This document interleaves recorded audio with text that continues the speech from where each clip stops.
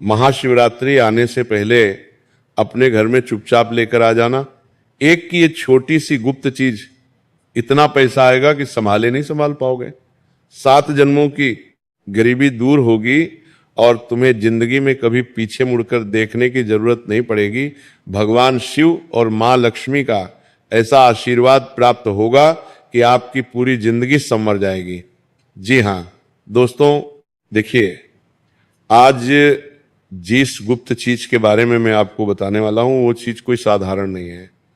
इस चीज का उल्लेख ना तो शिव पुराण में मिलता है, ना ही किसी शास्त्र में मिलता है, बल्कि ये चीज इतनी गुप्त है और इतने रहस्यमय है कि प्राचीन काल में कुछ विशेष ज्ञानियों एवं ज्येष्ठ मुनियों को ही इसके बारे में पता था और उन्होंने अपने कुछ खास जेलों को ही बताया था। तो दोस्तों, यदि आज ये जानकारी आपके कानों तक पहुंच रही है तो समझ जाइएगा कि साक्षात मां लक्ष्मी और भगवान शिव ने आपको चुना है और वे चाहते हैं कि आप अपनी फूटी किस्मत को संवार लो और अपनी बिखरी हुई जिंदगी को समेट लो।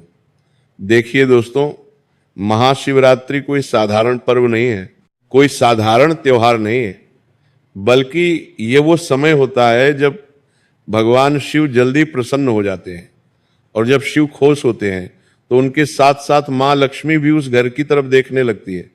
जी हां, अब दोस्तों देखिए, जो गुप्त चीज मैं आपको इस वीडियो में बताऊंगा वो गुप्त चीज भगवान शिव के साथ सीधे माता लक्ष्मी से भी संबंध रखती है। तो आखिर वो गुप्त चीज कौन सी है, आपको कहां पर मिलेंगे और उस गुप्त चीज को आपको अपने घर में किस स्थान पर रखना है, कैसे रखना है, ये सब बातें मैं आपको इस वीडियो में बताऊंगा। लेकिन ध्यान रखिएगा दोस्तों कि इससे संबंधित कुछ विशेष सावधानियां और कुछ विशेष नियम भी मैं आपको बताऊंगा। इसलिए मेरी इस छोटी सी वीडियो को आप शुरू से लेकर अंत तक ध्यान से जरूर देखना। अगर आप अपनी किस्मत संवारना चाहते हैं तो देखिए, शिवरात्रि का महापर्व 15 फरवरी रविवार के दिन मनाया जाएगा। जी हां, अब दोस्तों आपको मैं बता देता हूं कि शास्त्रों और पुराने अनुभवों में बार बार बताया गया है कि शिवरात्रि से पहले घर में सही संकेत चला जाए तो किस्मत का रुख बदलने लगता है।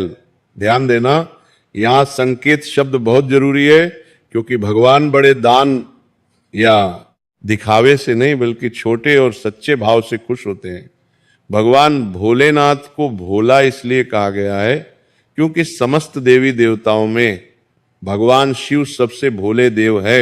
वे भक्तों की मनोकामनाओं को जल्दी पूर्ण करते हैं और भक्तों की ज्यादा परीक्षा नहीं लेते हैं।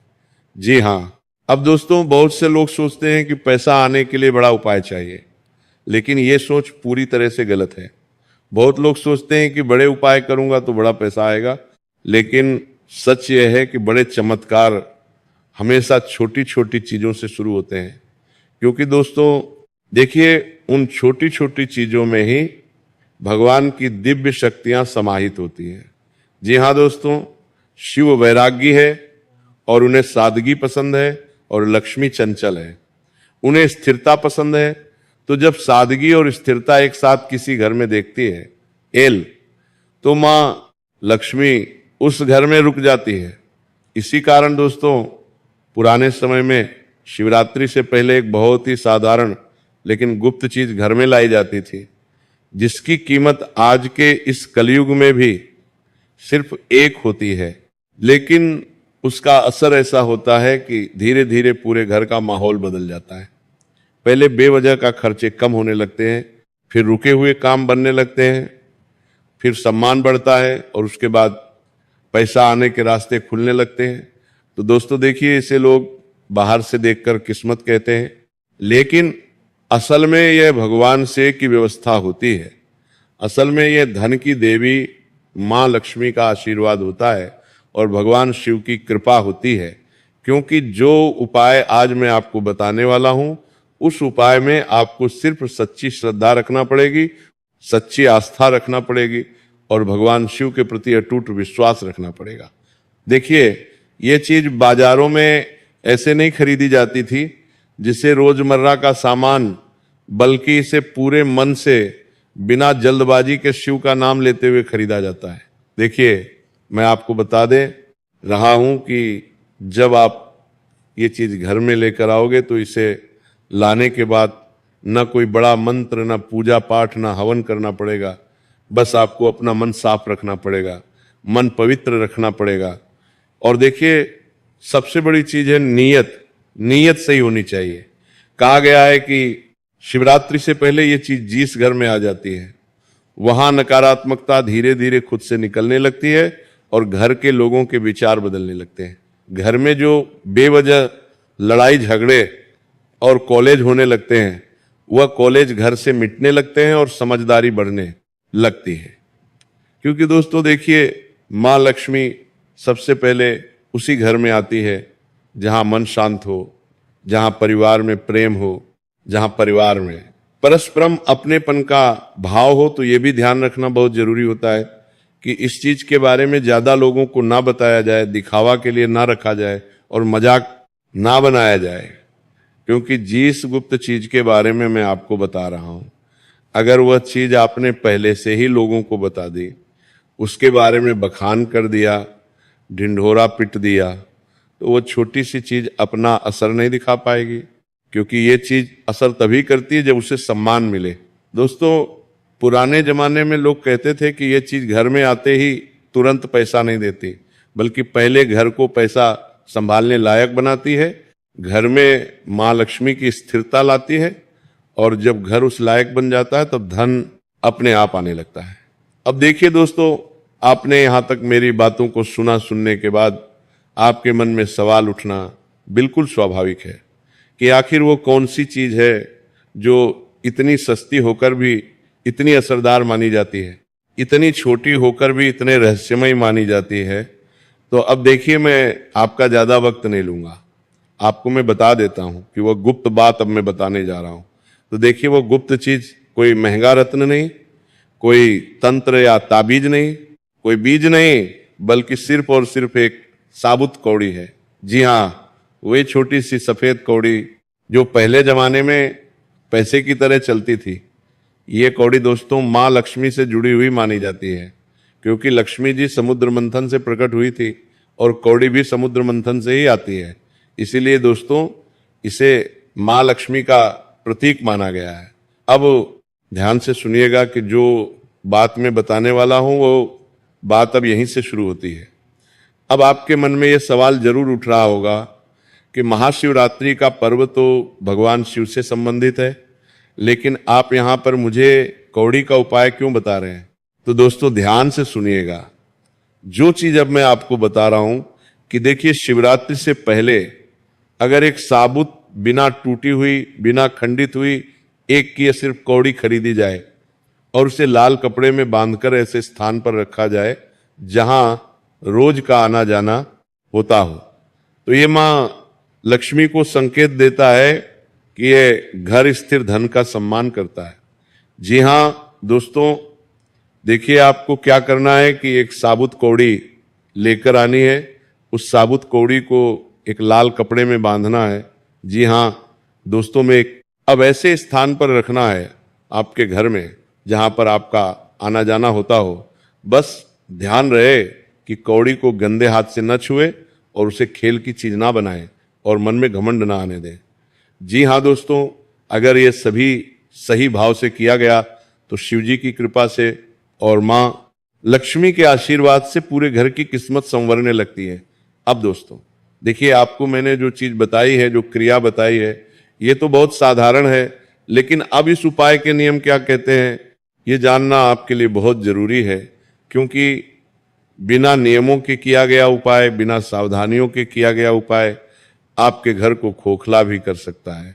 अंदर से आपकी एक छोटी सी गलती माता लक्ष्मी के साथ साथ भगवान शिव को भी कष्ट कर सकती है। देखिए, यहाँ पर बात ये जानना जरूरी है कि आखिर इस कौड़ी को आपको घर के किस दिशा में रखना है। उसके बाद इस कौड़ी का अंत में आपको क्या करना है, ये बात मैं आपको बता देता हूं। अब दोस्ती देखिए, बात आती है दिशा की, क्योंकि दिशा हमारे शास्त्रों में बहुत महत्वपूर्ण बताई गई है। हमारे हिंदू सनातन धर्म में दिशाओं का भी विशेष उल्लेख गरुड़ पुराण में मिलता है।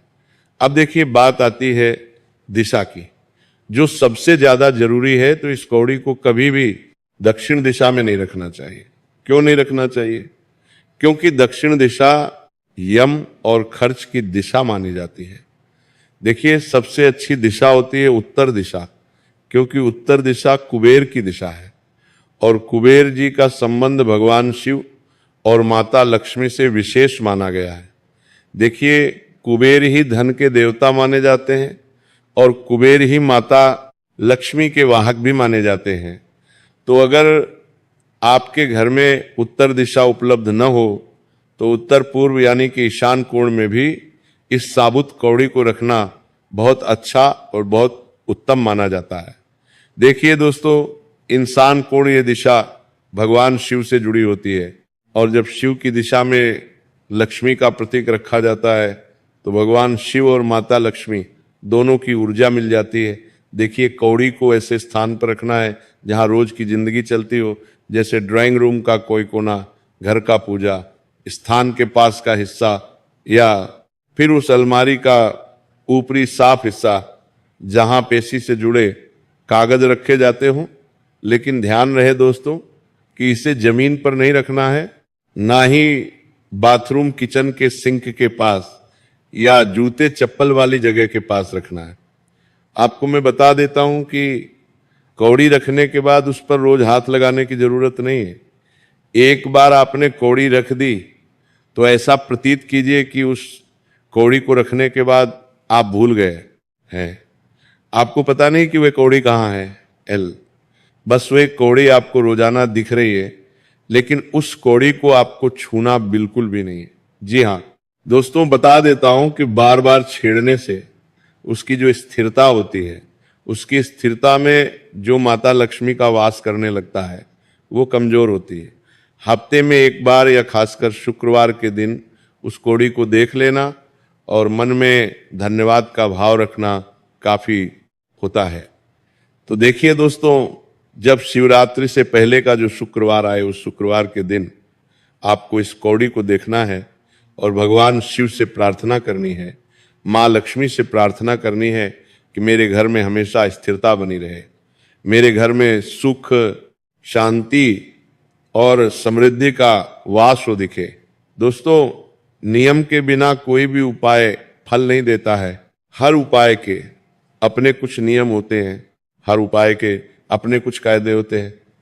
तो देखिए सबसे पहला नियम यह है कि कौड़ी को कभी भी मजाक या दिखावे की चीज ना बनाएं, क्योंकि वो कौड़ी जो है उसमें भगवान शिव और माता लक्ष्मी का स्थायी निवास होने लगता है। घर में तो अगर वो चीज देवी देवताओं से जुड़ी हुई है तो आपको उस चीज का मजाक बिल्कुल भी नहीं बनाना है। और देखिए कौड़ी को किसी को ये ना कहे कि मेरे पास ये उपाय है, इससे पैसा आएगा, और इसे मजाक के दिखावे की चीज भी नहीं बनाना है, क्योंकि ऐसा करने से उसका असर धीरे धीरे कम हो जाता है।